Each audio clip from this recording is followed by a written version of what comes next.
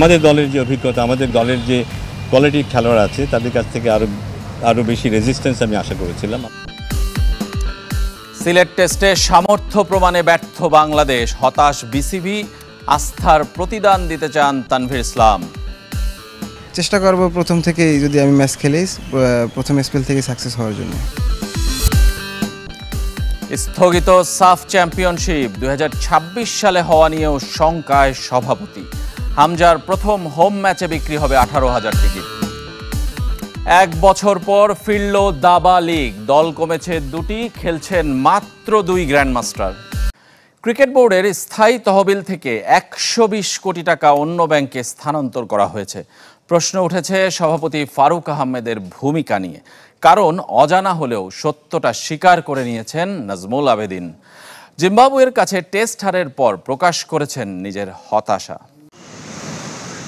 বিসিবিকে ঘিরে একের পর এক নেতিবাচক শিরোনাম। ঢাকা লিগে ফিক্সিং সন্দেহ, তাওহিদ হৃদয় ও আম্পায়ারিং ইস্যু, দুর্নীতির অভিযোগে দুদকের তদন্ত, সব মিলিয়ে ক্রিকেট বোর্ডে অস্থিরতা বিরাজমান। যা শুরু আছে, তবে শেষ কোথায় জানে না কেউ।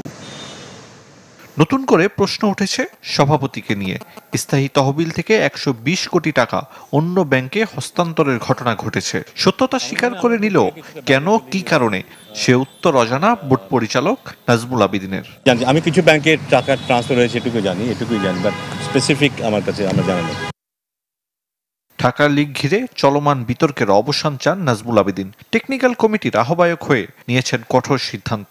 আম্পায়ারদের সাথে তর্কে জড়ানো তাওহিদ হৃদয় খেলতে পারবেন না গাজী গ্রুপের বিপক্ষে সুপার লিগের পরের ম্যাচ।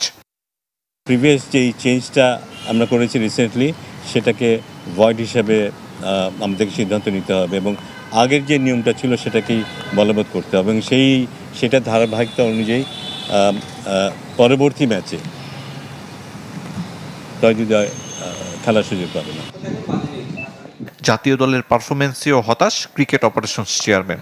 জিম্বাবুয়ের বিপক্ষে সামর্থ্যের পরিচয় দিতে পারেননি বলে দাবি তার। এটা অনেক ডিসঅ্যাপয়েন্টিং, কারণ আমরা আশা করি যে ওদের কারণেই মাঠের খেলাটা আরও ডিসিপ্লিনড হবে, এটাই আমরা আশা করি।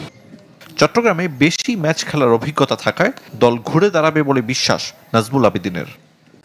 একদিন আগে সিলেট টেস্ট শেষ হওয়ায় ঢাকায় ফিরেছে বাংলাদেশ ও জিম্বাবুয়ে দল। কাল যাবে চট্টগ্রামে। দুপুরে চার্টার্ড ফ্লাইটে একই সাথে রওনা হবে ক্রিকেটাররা। দলের সঙ্গী হবে নতুন 2 মুখ এনামুল হক বিজয় এবং তানভীর ইসলাম। শনিবার থেকে মাঠের প্রস্তুতি শুরু হবে। নাম বদলের পর বীরশ্রেষ্ঠ মতিউর রহমান স্টেডিয়ামে প্রথম আন্তর্জাতিক ম্যাচ শুরু হবে সোমবার। প্রথমবারের মতো টেস্ট স্কোয়াডে জায়গা পেয়ে উচ্ছ্বসিত তানভীর ইসলাম আস্থার প্রতিদান দিতে চান একাদশের সুযোগ পেলে। লাল বলে সফল হওয়ার কৌশল রপ্ত করার চেষ্টা করছেন অগ্রজ সোহাগ গাজীর পরামর্শে। বুধবারও লেজেন্ডস অফ রূপগঞ্জের হয়ে ঢাকা প্রিমিয়ার লিগ খেলেছেন সাদা বলে। 24 ঘন্টা না পেরুতেই লাল বলের অনুশীলনে তানভীর ইসলাম। প্রথমবার টেস্ট স্কোয়াডে জায়গা হয়েছে এই স্পিনারের। চট্টগ্রামে যাওয়ার আগে নিজেকে ঝালিয়ে নেওয়ার চেষ্টায় হোম অফ ক্রিকেটে ব্যস্ত তানভীর। টেস্ট দলে ডাক পাওয়ায় দারুণ খুশি তানভীর। শুরুতে বিশ্বাস করতে পারেননি। বাসায় রেস্ট করতেছি, ওই সময় একটা বড় ভাই সাংবাদিক, উনি আমাকে ফোন দিছিল যে ভাই আপনি কিছু জানেন? আমি বলছি না ভাই, কি হয়েছে? তারপর আমি মনে মনে ভাবতেছিলাম যে হয়তো বা এই টিমের নিউজিল্যান্ড আসতেছে, হয়তো বা ওই স্কোয়াড হয়তো বা রাখছে। তারপর আমি বললাম ভাই এটা। পরে উনি বললো যে না, আপনি হয়তো বা জিম্বাবুয়ের সেকেন্ড ম্যাচের জন্য আপনাকে হয়তো বা ডাকছে। প্রিমিয়ার লিগে 13 ম্যাচে পেয়েছেন 15 উইকেট।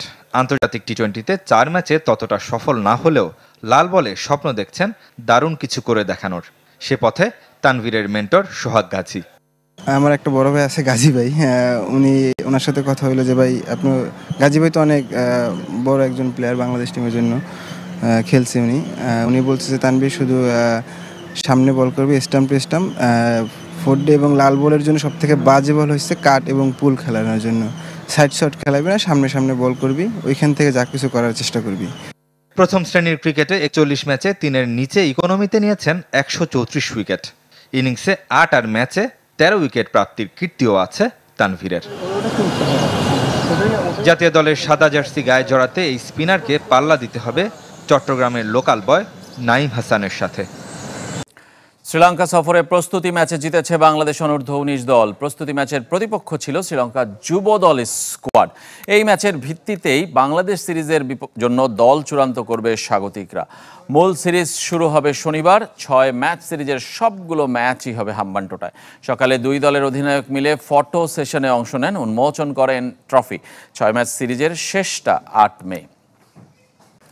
পিএসএল খেলতে পাকিস্তান গেলেন নাহিদ রানা। বাবর আজমের দল পেশোয়ার জালমির হয়ে মাঠে নামবেন এই চাঁপাই এক্সপ্রেস। নাহিদের অন্তর্ভুক্তিতে দলটার ভাগ্য বদলায় কিনা সেটাই দেখার। 4 ম্যাচে মাত্র 1 জয়ে পেশোয়ার জালমির অবস্থান 6 দলের মধ্যে 4 নম্বরে। সিলেট টেস্টের একাদশে থাকায় শুরু থেকে স্পিড স্টারকে পায়নি ফ্র্যাঞ্চাইজিটি। রিশাদ হোসেনের লাহোর কালান্দার্সের বিপক্ষে আজই মাঠে নামবে নাহিদের দল পেশোয়ার। তবে এই ম্যাচে সম্ভাবনা নেই খেলার নাহিদের। ঢাকা প্রিমিয়ার লিগের খবর জানাবো। পরের মৌসুমের জন্য টিকে রইল ব্রাদার্স ইউনিয়ন, তবে খেলা হচ্ছে না পার্টেক্স স্পোর্টিং ক্লাবের। রেলিগেশন লিগের শেষ ম্যাচে 2 দলের লড়াই 113 রানের ব্যবধানে জিতেছে ব্রাদার্স। মিরপুরে টস জিতে ব্যাট করতে নামে ব্রাদার্স। দারুণ শুরু এনে দেন 2 ওপেনার মাহফিজুল ইসলাম এবং মাইশেকুর রহমান। 120 রানের জুটি ভাঙে মাইশেকুর 50 রানে ফিরলে, আর 2 রানের জন্য সেঞ্চুরি বঞ্চিত হন মাহফিজুল। 9 উইকেটে 294 রানে থামে ব্রাদার্স। 2টি করে উইকেট নেন শহীদুল, আলাউদ্দিন এবং ইয়াসেন মুনতাসির। জবাবে পার্টেক্সের শুরুটা ভালো হয়নি, মাত্র 18 রান তুলতে হারায় জোড়া উইকেট। এরপর আদিলের 85 রানে ভর করে 181 রানে থামে পার্টেক্স। 8 ব্যাটার ফিরেছেন এক অঙ্কে। রাকিবুল, আতিক এবং অলোক কাপালি নিয়েছেন 3টি করে উইকেট। ফুটবলের খবর। এবছর হচ্ছে না দক্ষিণ এশিয়ান ফুটবল শ্রেষ্ঠত্বের আসর সাফ চ্যাম্পিয়নশিপ। পিছিয়ে আগামী বছর হতে পারে টুর্নামেন্ট।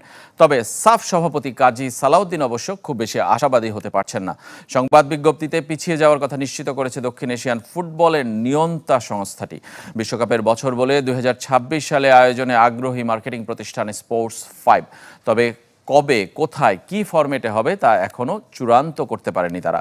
সাব সভাপতি কাজী সালাউদ্দিন টেলিফোনে জানিয়েছেন, বিশ্বকাপ বলেই এত বড় সময় ধরে হোম অর অ্যাওয়ে পদ্ধতিতে টুর্নামেন্ট হওয়া চ্যালেঞ্জিং। সেক্ষেত্রে 2027 সাল পর্যন্ত পিছিয়ে যেতে পারে এই টুর্নামেন্ট। অ্যাকচুয়ালি আমাদের লাস্ট মিটিংয়ে যেটা হয়েছিল, লাস্ট মিটিংয়ে ছিল যে it will be home and away না হলে কনসিডার করছিল যে সেন্ট্রাল হয় না। তো সেন্ট্রালের জন্য ওয়াজ নট ইন্টারেস্টেড, আমাদের স্পন্সর ওয়াজ নট ইন্টারেস্টেড। আমরা জোর করে বললাম যে সেন্ট্রাল করাটা ইজ নট ভায়াবল। তো সেই জন্য এটা। বাংলাদেশ সিঙ্গাপুর ম্যাচে সাধারণ দর্শকের জন্য বরাদ্দ থাকবে 18,300 টিকিট, যা বিক্রি হবে অনলাইনেও। তবে এখনও চূড়ান্ত নয় ক্যাটাগরি ভেদে টিকিটের মূল্য। ম্যাচ দেখতে দর্শকদের জন্য ফ্যান জোনের পরিকল্পনাও করছে ফেডারেশন। আর নিরাপত্তা নিশ্চিতে খেলার 48 ঘন্টা আগে থেকে বন্ধ থাকবে স্টেডিয়াম এলাকার সব দোকান ও ব্যবসায়িক প্রতিষ্ঠান। ঝিমিয়ে পড়া ফুটবলে প্রাণ ফিরিয়েছে হামজার আগমন। 10 জুন ঘরের মাঠে সেরা তারকাকে বরণ করে নেয়ার পালা। সিঙ্গাপুরের বিপক্ষে সেই ম্যাচ দিয়ে চেনা রূপে ফেরার অপেক্ষায় জাতীয় স্টেডিয়াম। ঢাকার মাঠে হামজার অভিষেক ম্যাচ গ্যালারিতে বসে দেখতে পারবেন 18,300 দর্শক। 22,000 আসনের জাতীয় স্টেডিয়ামের বাকি টিকিট বরাদ্দ ভিআইপি, বাফুফে ও অংশীদারদের জন্য। ক্যাটাগরি ভেদে মূল্য নির্ধারিত না হলেও এবার অনলাইনে টিকিট বিক্রি করতে চায় ফেডারেশন। হামজা চৌধুরীর সাথে আরও 2-3 প্লেয়ার অ্যাড হতে পারে। সো ওই হাইপটা ধরে রেখে আমরা একটা ভালো একটা শো দিতে চাই সবাইকে।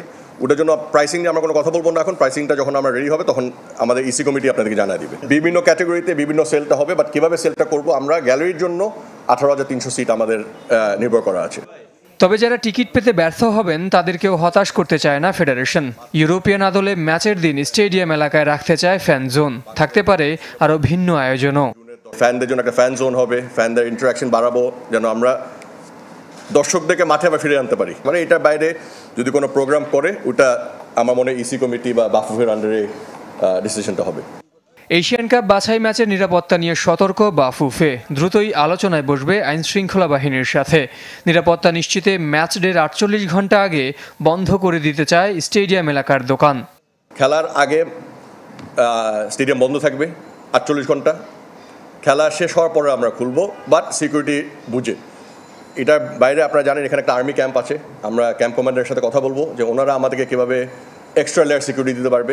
158 কোটি টাকা ব্যয়ে সংস্কার হচ্ছে জাতীয় স্টেডিয়ামের। 22 মের মধ্যে এনএসসি থেকে পুরোপুরি তা বুঝে নিতে চায় ফুটবল ফেডারেশন।